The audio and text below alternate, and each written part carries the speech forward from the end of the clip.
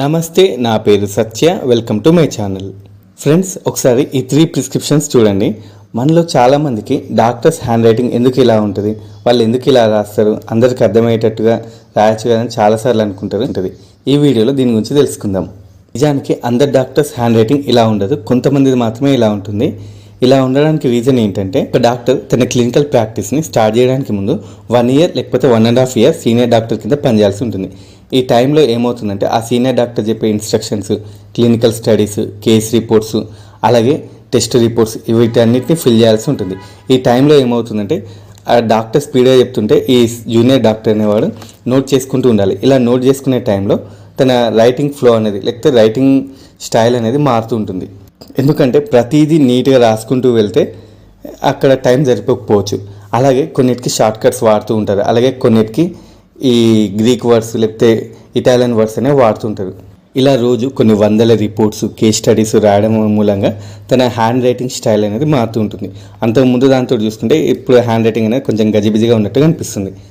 ఇదొక రీజన్ అయితే, ఇంకొక రీజన్ వచ్చేసి, ఒక పేషెంట్ ఎప్పుడైతే తన డిసీజ్ గురించి చెప్తూ ఉంటాడో డాక్టర్ ఏం చేస్తాడంటే తన లెటర్ ప్యాడ్ మీద అసలు ఆ డిసీజ్ ఏంది, అతను ఏం చెప్తున్నాడు, ఆ సింటమ్స్ అన్ని ఇంగ్లీష్లో రాయడం, అట్ ద సేమ్ టైం ఆ పేషెంట్కి ఆ సింటమ్స్ను తగ్గట్టు ఎటువంటి టెస్టులు రాయాలి, ఎటువంటి ప్రైమరీ ట్రీట్మెంట్ అనేది ఇవ్వాలి అనేది తన మైండ్లో ఆలోచిస్తూ ఉంటాడు. ఎట్ ద సేమ్ టైం ఆ డ్రగ్ ఏంటిది, ఆ డ్రగ్కు సంబంధించిన బ్రాండ్స్ ఏంటి, ఇవన్నీ తన మైండ్లో ఎప్పుడూ రన్ అవుతుంటాయి. ఈ మూలంగా డాక్టర్ ఒక 1 మినిట్ కంటే తక్కువ టైంలోనే రియాక్ట్ అవ్వాల్సి ఉంటుంది. తద్వారా తన హ్యాండ్ రైటింగ్ స్టైల్ అనేది మారిపోతూ ఉంటుంది. నీట్గా రాసుకుంటూ కూర్చుంటా అంటే కుదరదు ఇక్కడ. అందుకే కొన్నిసార్లు ఏమవుతుంది, డాక్టర్స్ హ్యాండ్ రైటింగ్ అనేది మారుతూ ఉంటుంది. ఇంకొక రీజన్ వచ్చేసి, ఎప్పుడైతే ఏదైనా emergency cases like poison cases కావచ్చు, లేకపోతే హార్ట్ స్ట్రోక్ పేషెంట్స్ కావచ్చు, లేకపోతే స్నేక్ బైట్స్ కానీ, లేకపోతే ఏదైనా అదర్ యానిమల్ బైట్స్ కేసెస్ వచ్చినప్పుడు వాటికి ఇమీడియట్గా డాక్టర్ రియాక్ట్ అవ్వాల్సి ఉంటుంది. ఎట్ ది సేమ్ టైం దానికి సంబంధించిన ట్రీట్మెంట్ కూడా తను రిమెంబర్ చేసుకుంటూ ఉండాలి.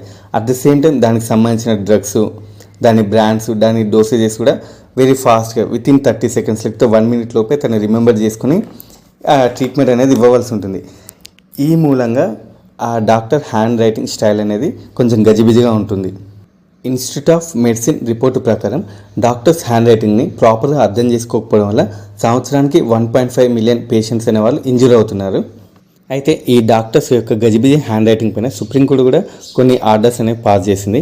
డాక్టర్స్ ఇప్పుడు లీగల్ హ్యాండ్ రైటింగ్, క్యాపిటల్ లెటర్స్లోనే రాయాలి, పేషెంట్స్కి అర్థమయ్యేటట్టుగా రాయాలని.